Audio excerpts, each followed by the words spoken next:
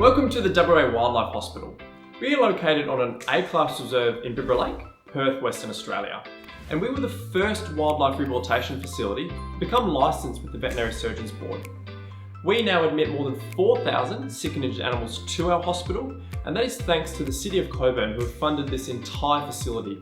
Now, not only is this a centre of excellence for wildlife medicine and rehabilitation, but it's also a place for the community to come down, learn about environmental sustainability and what they can do to preserve wildlife for future generations. It is also a training opportunity for future vets who are wanting to gain skills in wildlife medicine so that they can also put those skills back out in the community. So come for a journey through our vet hospital and let's see what we get up to every day at the WA Wildlife Hospital.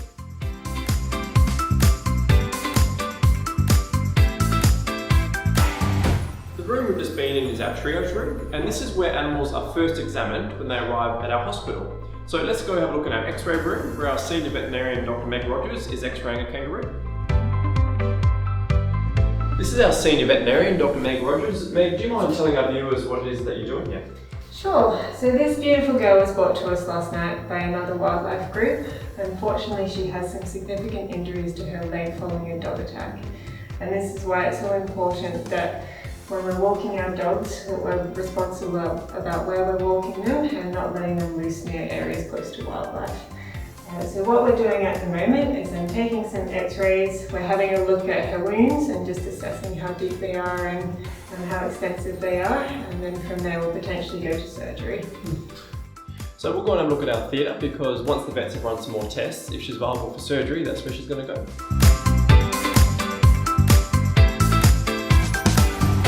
This is our operating theatre.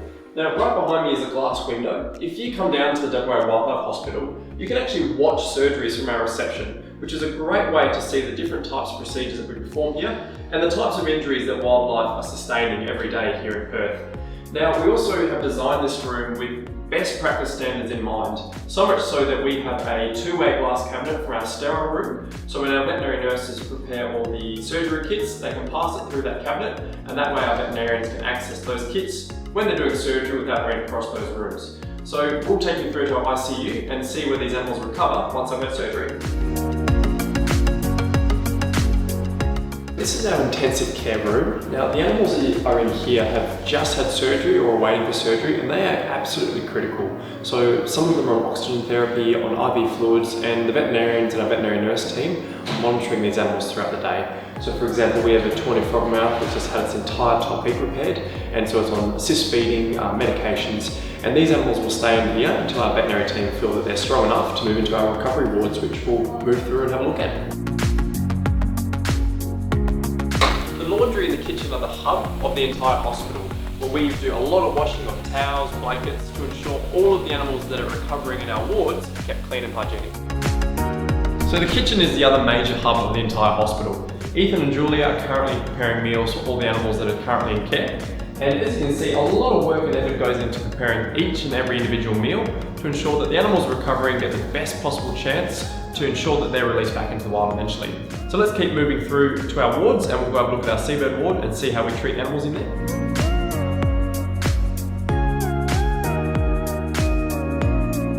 So our seabird and waterbird ward has been purpose-built to ensure that these animals can recover in the best way possible.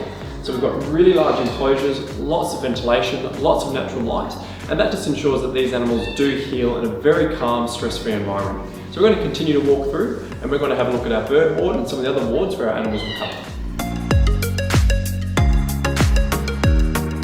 This entire hospital was built with species-specific care in mind. So for example, we have a purpose-built bird ward where we have intensive care units, hot boxes, bird cages, so these animals can heal in the best way possible. We also have a purpose-built reptile ward. So we have vivariums, turtle tanks, frog enclosures, so these animals also can be housed in the best way suitable for their species. And then we also have a purpose-built mammal ward where we can house things like large kangaroos, like the one we saw having surgery, right down to the really difficult to house animals like echidnas. So let's go take a look at the echidna and see how we house these animals. This is Chloe. Chloe is one of our recovery ward supervisors. Chloe, do you mind telling everyone what's wrong with the echidna? Yep, so this little guy was brought to us from another vet clinic just for further consultation and to figure out what was wrong with him, and our vets have done all the necessary tests, x-rays and all that sort of thing, and they found that nothing was wrong with him, so he's getting ready for release. Oh, great. There you have it. Sometimes these animals just come here for a free feed. While we're talking about that, let's go have a look where our volunteers get a feed. You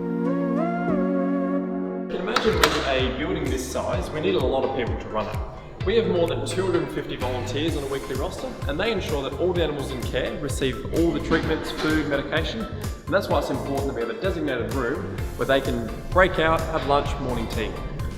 Now, in a wildlife hospital, disease transmission and prevention of disease transmission is a really big issue, and that's why we have a purpose-built isolation ward with a decontamination chamber. So let's have a look into our isolation space and also how we prevent disease from being transmitted throughout our entire facility. Our isolation ward has a purpose-built decontamination chamber. Now, the purpose behind this is to prevent disease from crossing this red line and entering the rest of the facility. So when volunteers go into the isolation, once they've crossed this line, will put on aprons, boots, gloves to make sure that when they return, they take off all that PPE, decontaminate, so that disease does not cross that red line. Now, this is crucial in a wildlife hospital because you can imagine with all the different animals in this facility, we want to make sure that disease is contained to one area. So in addition to our wildlife hospital and our rehabilitation facility, we also have a wildlife rescue vehicle that is on the road 365 days a year.